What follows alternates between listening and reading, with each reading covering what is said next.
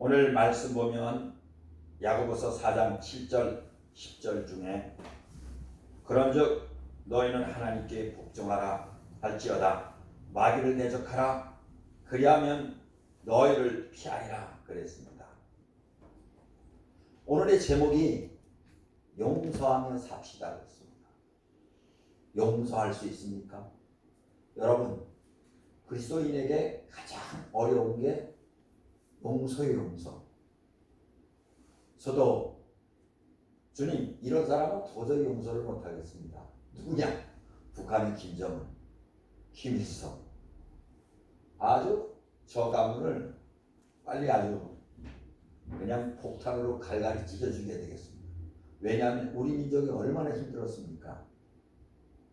그런데 주님 같으면 어떻게 했을까? 주님 같으면 그들이 알지 못하고 그러니 그들을 용서하소서. 그렇기 때문에 여러분, 용서는 내 힘으로 되는 건 아니에요. 용서는 주님의 힘만으로만 할 수가 있습니다. 여러분, 신앙생활은 내 힘으로 하는 것 아니에요. 나의 노력, 나의 똑똑함, 나의 잘남, 나의 선함, 이런 것은 절대로 신앙생활 할 수가 없어요. 원천적으로 우리는 다 못됐습니다. 아주 못돼 빠졌습니다. 내가 조금 다른 사람보다 낫다고요? 아닙니다. 낫다고 생각하는 그 자체가 아주 못된 겁니다. 로마서 3장에는 분명히 그렇게 기록되어 있습니다. 의인은 없나니 하나도 없도다. 그렇습니다. 이 세상에 선을 깨닫는 자도 없고 이 세상에 착한 사람도 없고 저도 마찬가지입니다. 그래서 여러분, 우리가 남을 용서하기 전에 먼저 나 자신 알아야 됩니다. 나의 죄 때문에 누가 이 땅에 오셨습니까? 예수님 오셨습니다. 아직 인생을 많이 안 산 청년들은 덜 겪을 거예요. 저는 가끔 그런 생각을 합니다. 어떻게 나 같은 것이 구원받았나? 어떻게 나 같은 것이 예수를 믿게 되었나? 어떻게? 이걸 스스로 고백하고는 합니다. 그렇습니다. 교회는 의인들이 와 있는 곳이 아닙니다. 교회는 죄인들이 와 있는 것입니다. 스스로 의인이라고 생각하는 사람들은 다 밖에 있습니다. 그렇기 때문에 여러분, 그걸 아십시오. 모든 사람은 죄인이다. 모든 사람은 용서가 필요하다. 여러분, 우리 주기도문에 보면은 우리가 우리의 죄를 용서해 준 것처럼, 무슨 얘기입니까? 다른 사람의 죄를 용서해 준 것처럼. 여기서 무슨 얘기냐면 다른 사람의 죄를 용서하지 아니하면 우리도 용서받을 수 없다는 결론입니다. 저는 참으로 가슴 아픈 이들이 많습니다. 많은 사람들이 용서를 하지 못해서 가슴에 병이 들고 멍이 들고 일찍 죽기도 하고, 그러다 보니까 용서하지 않은 사람들이 더 건강하거든. 어떤 사람이 전화가 왔어요. 와가지고 저도 이제 만나갈 겁니다. 하고 싶은 얘기 다 하고, 그리고 보기 싫은 사람은 안 볼 겁니다. 물론 기독교인이 아니죠. 제가 거의 1시간 가까이 대화를 하면서, 그러니까 이게 예수를 믿어야 된다.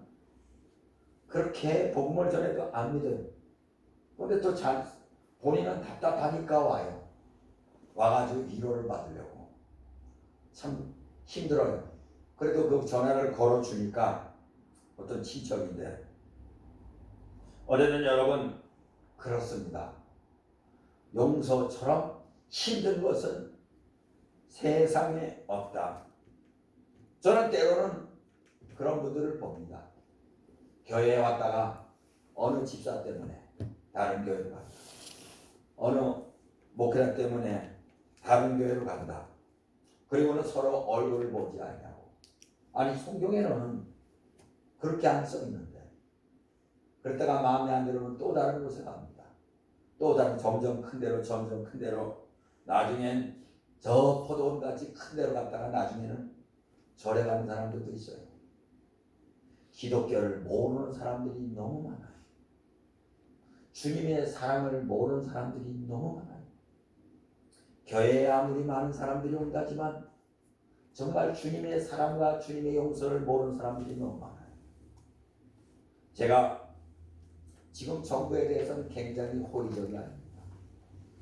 왜 그러냐면 교회에 대한 핍박이 날로 심해지기 때문에 그렇습니다. 그런데 강단에서 무릎을 꿇으니까 그들도 용서하는 거예요. 참 용서하기 힘들어요. 여러분, 호남 쪽에 교회들이 핍박을 더 받는 것 같습니다. 예배드린다고 형사 처분을 받고 예배드린다고 200만 원 벌금이 나오고 거기다가 지금 더불어당인가 거기에서는 예배 드리지 말라는데 예배 드리면 목회자가 5년 이하의 징역. 이거 지금 법을 추진하고 있어요. 5년. 예배 드리면 5년. 그래서 여러분 잘하면 제가 감옥 갈 것 같아요. 근데 중요한 건 감옥 가면 여러분들이 흩어지지 말고 여러분 그래서 흩어지지 말라고 제가 유튜브로 많이 찍어놨어. 주기마다 돌리면 돼. 아니면 또 다른 분이 오셔야 되겠죠. 여하튼 여러분 그렇습니다. 그래도 예배는 지켜야 됩니다. 그건 저의 신조입니다. 우리가 예배드리라고 모였잖아요. 그래도 주님은 그들을 미워하지 마라. 그들이 주님을 몰라서 그런다는 거예요. 진짜 억울합니다.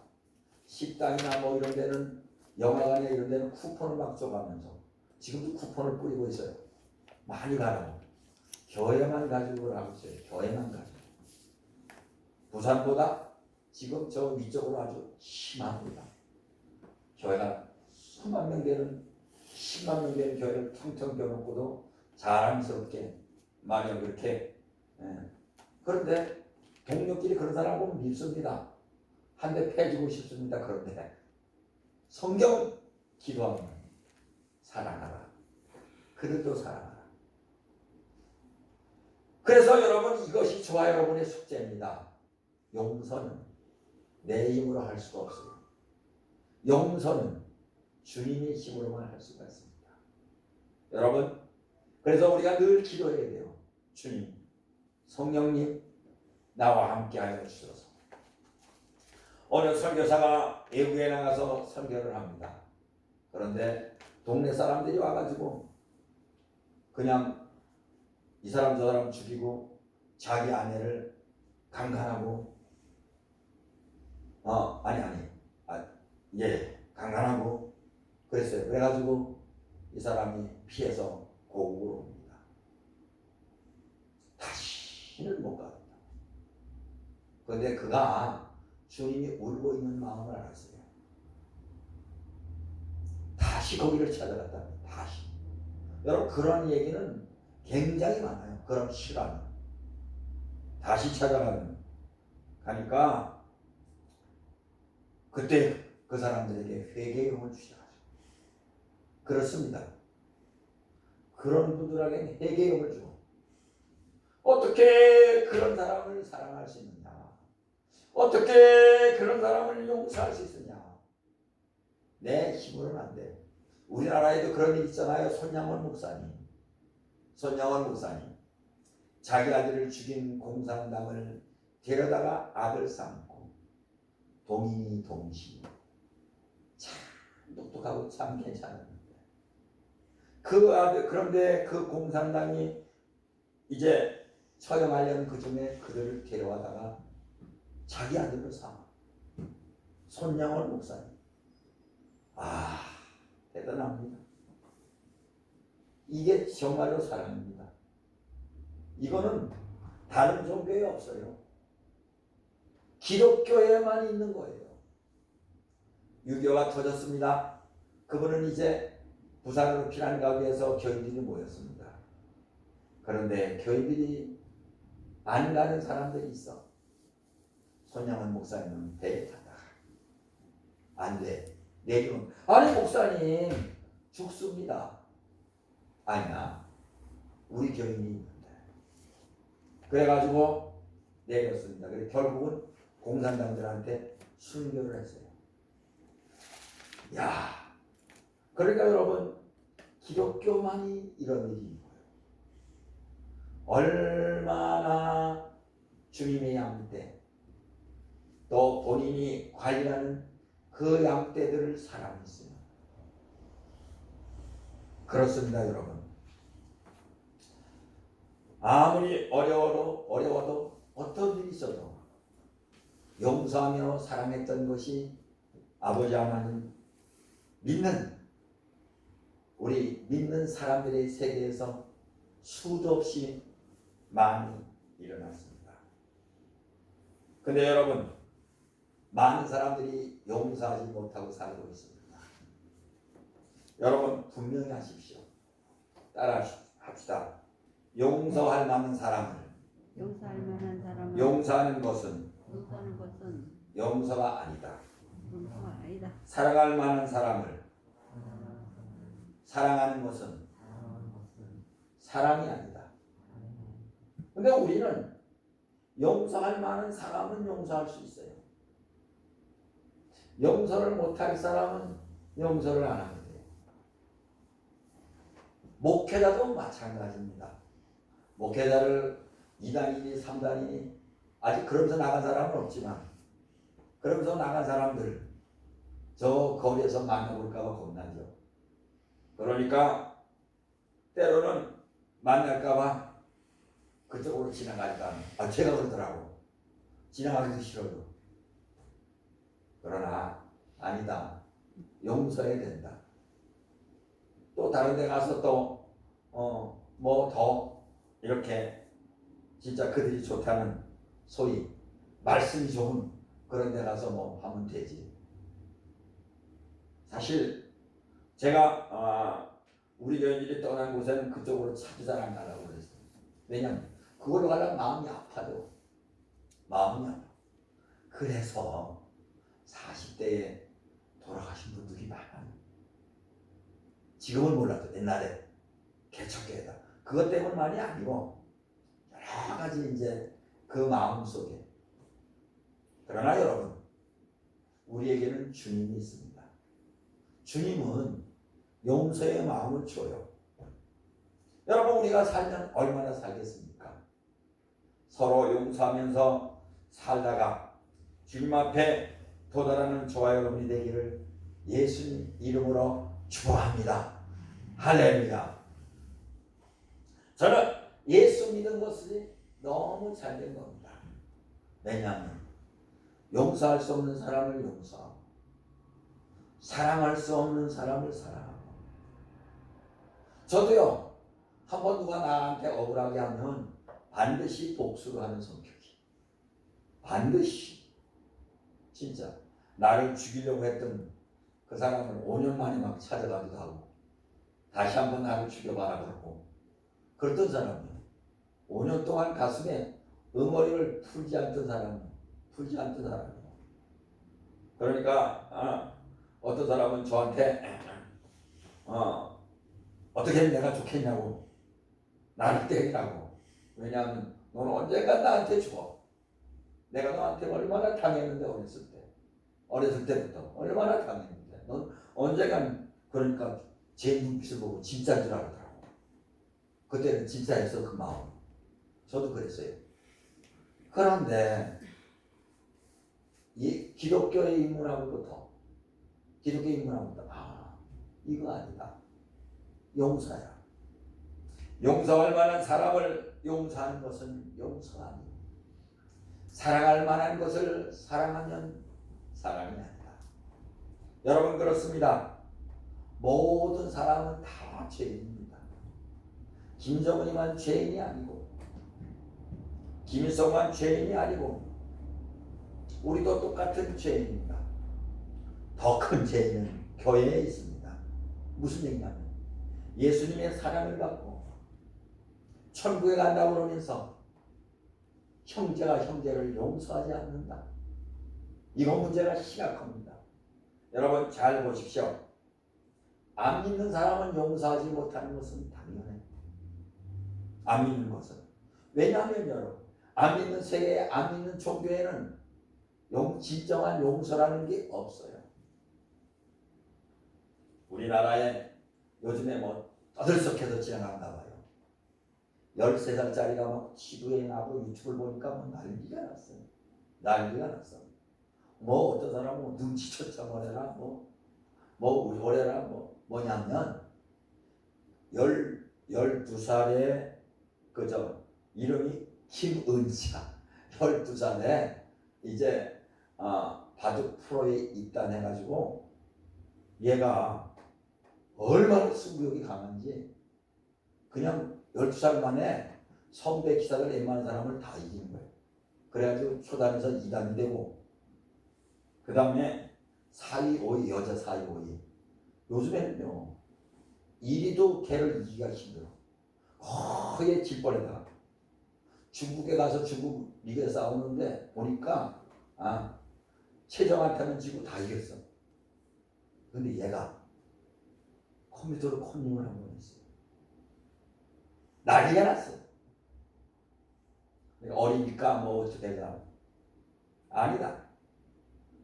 그거는 가만 놔두면 안 된다. 영구 제명을 시켜라 막 이러면서. 이야, 저는 역시 세상은 악하구나. 여러분 12살, 13살 중학교 1학년 때 묻고 싶어요. 당신들은 어떻게 살았나?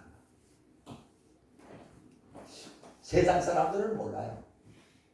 세상 사람들. 그래가지고 이제 1년 징계를 했는데 1년 징계가 된다고 영구지. 근데 대개 보면 아마 동료 바둑 기사들일 거예요. 왜 그랬냐면 걔 때문에 자기 바둑이 떨어지겠거든요. 천재 중에 천재가 나왔어. 천재 중에 천재가 나왔어요. 조금 이제 얼마 안 있으면 근데 이제 1년 동안 쉬면은 웬만하면 다 떨어지죠. 이제는 그저 바둑 기사하기가 힘들지.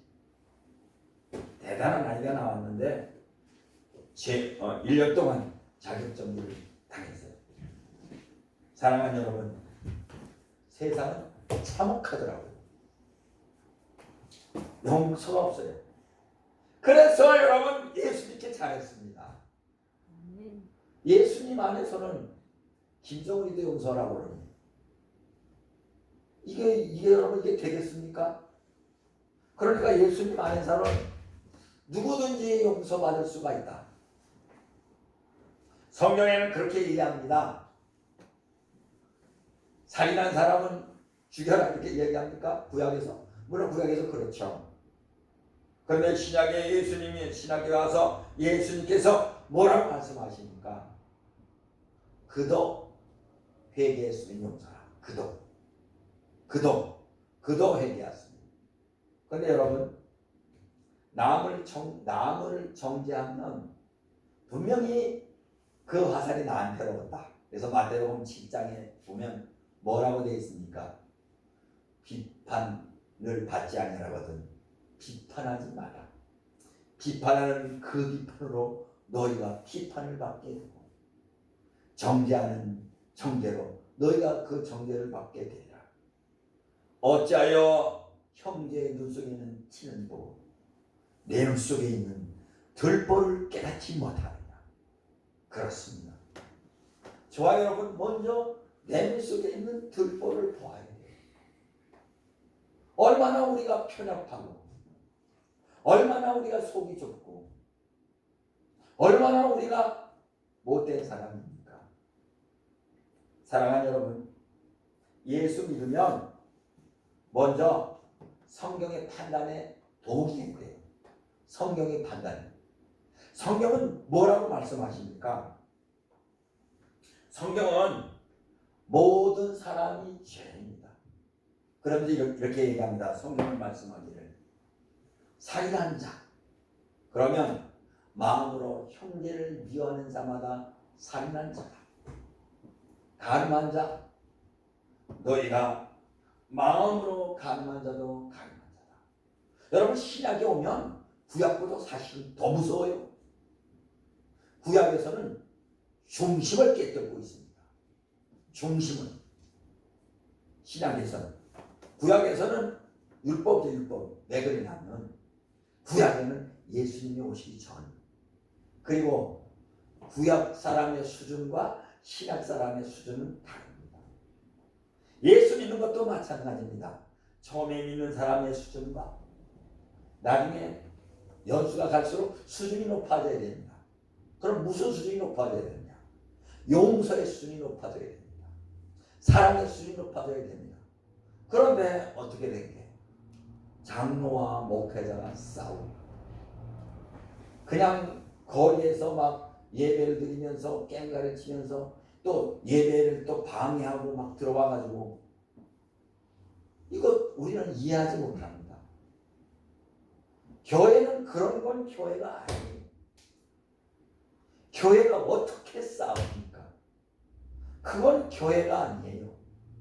교회가 어떻게 큰 소리가 오고 합니까? 그거는 교회가 아니에요. 교회는 뭐라고 그랬습니까? 화평케 하는 자는 복이 있나니 천국이 저의 것입니다. 여러분, 교회는 화평케 하는 사람들, 화평케 하는 자는 복이 있나니 저희가 하나님의 아들이라 일컬음을 받을 것입니다. 하나님의 아들이라 화평케 해야만. 그래서 여러분, 예수 믿는 사람은 무슨 메이커냐? 요즘에 여러분 메이커 좋아하잖아요. 피스메이커라고 하는 피스메이커. 피스메이커. 여러분, 저와 여러분 피스메이커가 돼야 됩니다. 교회에도 두 가지 사람이 있어요. 트러블 메이커가 있어요. 우리 교회는 너무 인원이 없어서 트러블 메이커가 없어요. 여러분, 그런데 성경에 보면 너희는 피스메이커라. 우린 피스메이커, 트러블 메이커. 그 사람이 가는 곳마다, 직장마다, 어디마다 그냥 이상하게 분란을 일으키는 사람들이 있습니다. 그런데 목회자도 그런 사람 있고, 장로도 그런 사람 있고, 권사도 그런 사람이고, 아니, 나는 어떤 사람인가? 우리가 이걸 생각해 봐야 돼요. 도대체 나는 어떤 사람인가? 나는 누군가? 나는 누구인가? 후회만 나는 누군가? 나는 어떤 사람인가? 나는 누구요? 나는 누구요? 여러분, 나는 누구인가 생각하다 보면 결국은 저도 모르게 누구나 회개하게 되는 거예요. 그래서 여러분, 세례 요한이 먼저 와서 회개하라. 천국이 가까웠느니라. 예수님도 맨 처음에 복음을 전한 것이 회개하라. 천국이 가까웠느니라. 여러분, 세례 요한이 온 것은 무엇 때문에 왔다고 그랬습니까? 예수님의 길을 평탄하게 하러 왔다. 예수님이 가시는 길을 닦아주러 왔다.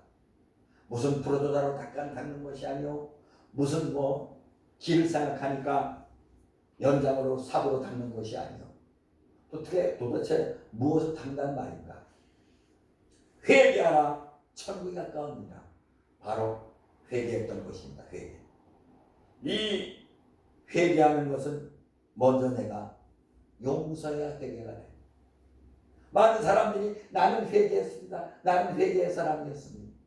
그런데 용서가 없어. 여러분, 그거는 진정 회개라고 할 수가 없습니다. 그렇습니다. 예수 믿으면 가면 갈수록 주님을 바라보게 됩니다. 주님을 바라보고. 여러분, 가면 갈수록 나를 바라보게 되면 문제가 심각한 거예요. 우리 권사님들도 이제 연세가 들어갑니다. 조심하십시오. 다 그런 것이 아니고 여자분들이 가면 갈수록 목소리가 커져. 어떤 분은 그래요. 남자들한테 젊었을 때 너무나 당하다 보니까. 아닙니다. 기독교는 그런 것이 아니에요. 여성 호르몬이 남성 호르몬이 되고. 여러분, 그거는 그냥 의사들이 하는 얘기입니다. 성경에 보면 그런 거 아닙니다. 성경에 보면 따라합시다. 나이가 들수록 용서하라. 이게 성경적이에요. 나이가 들수록 용서하고 나이 들수록 회개하고. 여러분 신앙은 점점 자라는 거 아니겠습니까? 용서의 열매, 사랑의 열매. 우리 젊은 청년들도 마찬가지입니다. 이렇게 혈기방장할 때 용서하기 참 힘들어요. 그래서 여러분 성경은 너희는 도저히 용서할 수 없다. 너희로서는 도저히 할 수 없다. 그래서 여러분 바로 예수님이 오신 거예요. 예수님이 스스로 용서를 보이실 것을 볼 수가 있습니다. 어느 날은 베드로가 가서 물었어요. 주여, 형제가 내게 잘못하면 7번이 용서하니까? 예수님의 말씀은 7번씩 70번이나 용서하라. 베드로가 얼마나 낙심하겠습니까? 아니 내가 7번 하면 됐지. 무슨 70번. 무한 용서라는 얘기입니다. 여러분 예수님은 또 말씀하십니다. 너희가 예물을 드리다가 형제에게 원망 들을 만한 일이 있는 줄 생각나거든 예물을 먼저 주고 형제와 화목하라. 그 후에 와서 예물을 드리라. 여러분 예배를 드리는 것 정말로 중요합니다. 기도를 하는 것 정말로 중요합니다. 그러나 더 중요한 것은 형제를 용서하는 것, 형제의 용서를 비는 것, 화목한 것, 그게 중요합니다. 여러분 살면서 맺히지 마세요. 이 땅에서 맺히면 하늘에서 맺힙니다. 이 땅에서 풀어야 하늘에서 풀립니다. 분명히 성경은 너희가 이 땅에서 풀면 하늘에서도 풀리고 너희가 이 땅에서 매면 하늘에서도 매리라. 어떤 사람은 그걸 잘못 생각하는데 여러분 맺히지 마십시오. 집안 간에도 맺혀서는 안 됩니다. 친구 간에서도 맺혀서는 안 됩니다. 회사에서도 직장에서도 사업하면서도 어디든지 맺히면 안 됩니다. 어떻게든지 풀어야 됩니다. 맺힌 것을 풀지 않고는 여러분 살 수가 없습니다. 그렇습니다. 자, 그래서 요한일서 1장 8절 9절 만일 우리가 죄 없다 하면 스스로 속이고 진리가 우리 속에 있지 아니할 것이요 우리가 우리 죄를 자백하면 그는 미쁘시고 어려우사 우리 죄를 사하시며 모든 불의에서 우리를 깨끗하게 하실 것이요. 그렇습니다. 죄 없는 사람 아무도 없습니다. 우리는 남보다 우월하다는 생각을 절대로 버려야 됩니다. 내가 저 사람보다는 그래도 더 신앙이 있어. 아이고 저 사람이 이렇게 여러분 분명히 성경은 그렇습니다. 너희가 비판하면 그 비판으로 너희가 비판을 받게 되고 너희가 정죄하면 그 정죄로 너희가 정죄를 받게 되리라. 우리는 진정 성경으로 돌아가야 됩니다. 성경으로. 여러분 이 용서를 한 사람만이 용서의 확신이 생깁니다. 평소에 다른 사람을 용서한 사람만이 용서의 확신이 생길 거예요. 신앙생활의 즐거움은 뭡니까? 하나님께 잘하는 것이라고요? 하나님께 잘하는 건 맞습니다. 하나님께 잘하는 사람은 형제를 사랑하는 사람이고 하나님께 잘하는 사람은 형제를 용서하는 사람입니다. 저는 많이 봤습니다. 직부자들끼리 심지어는요 어떤 때는 교회에서도 우리 교회에서 그런 일이 없습니다. 예배드리고 주방에서 머리를 끄드리고 싸우더라고요. 머리를 끄드리고 싸우더라고요. 아 이거 있을 수 없는 일입니다. 있을 수 없는 일이에요. 저는 어쨌든 피스메이커라 늘 생각하면 나는 피스메이커다. 그래가지고 중재를 해봅니다. 참 이게 중재가 잘 안 돼요. 중재가 잘 안 돼요. 그래도 중재를 합니다. 그런데 그 당시 중재가 안 되더라도 사람들이 인정을 하더라고요. 아 저분은 항상 중재를 하는 사람이구나. 사람들이 인정을 하더라고요. 여러분 진짜 중요합니다. 어디 가나 중재하는 거. 반드시 내 편, 네 편 가르지 말기를 여러분들 정말 축복합니다. 우리는 다 죄입니다. 그중에서도 내가 가장 못된 죄입니다. 그러면 여러분도 한번 중재를 해보세요. 억지라도 중재를 해보세요. 억지라도. 결국 여러분 중재하는 사람은 화평케 하는 사람은 하나님이 기뻐하고 그리고 여러분 사람들도 인정해요. 어디서나 인정해요. 이제 말씀을 마실 때가 될 것 같습니다. 신앙생활은 나의 의를 내려놔야 돼요. 여러분 우리에게는 의라는 게 없어요. 의는 주님에게만 있는 것입니다. 여러분 그렇습니다. 성경은 분명히 말씀합니다. 성령으로만 주시라 할 수 있다. 성령으로만 돼요. 아직도 내가 좀 잘나서 내가 좀 어째서 아닙니다. 여러분 신앙생활은 그렇기 때문에 연결입니다. 다 같이 찬양할 때 기쁨으로 드리고 반갑게 드리고 오늘 말씀이 너무 좋았어.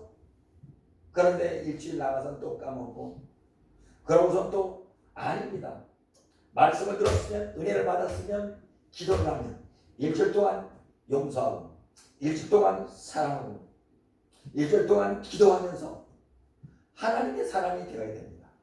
여러분 이 세상에는 용서가 없어요. 분명히 주님께서 말씀하셨습니다. 너희는 세상의 소금이라. 여러분 또 예수님은 말씀하셨습니다.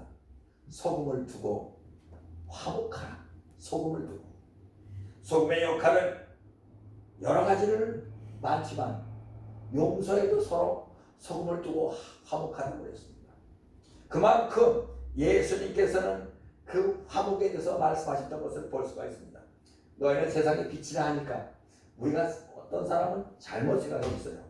예수 믿는 사람은 적어도 잘 돼야 돼. 돈도 많이 벌어야 돼.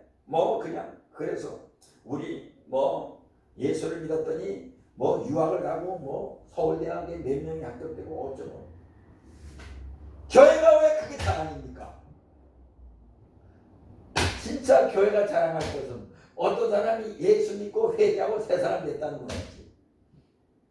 벽에도 붙여놓고 광고도 하고 서울대 못 간 사람은 어떡하라고. 교회가 그게 무슨 자랑이에요. 그거는 성경과 전혀 관계가 없어요. 그게 번영 신앙이에요. 그게 물론 진짜 예수 믿는 사람 저도 알아요. 그가 15대 거둔다고 11조 잘하고 이런 사람들 다 축복받는 거 맞아요. 그러나 그게 목적이 아니라니까. 교회는 영적인 것이 목적이에요.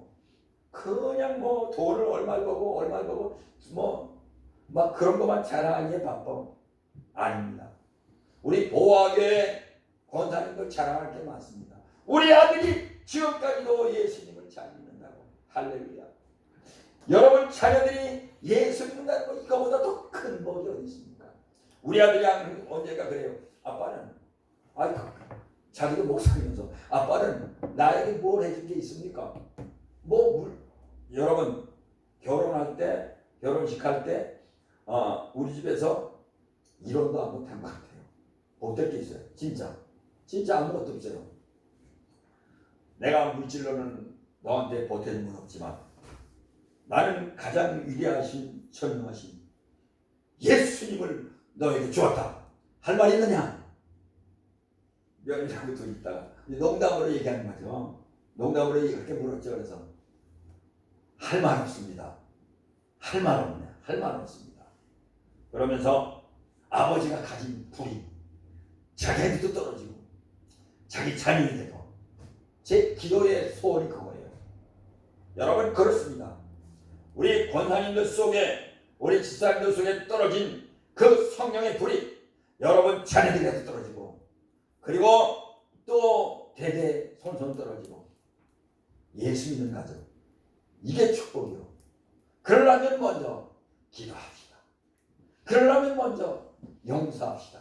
나의 의를 내려놓고 전격적으로 우리 주님 앞에 나가면서 난 아무것도 아니다는 것을 늘 고백하면서 새 힘을 주시는 주님만 바라보는 저와 여러분 되기를 예수님 이름으로 축복합니다.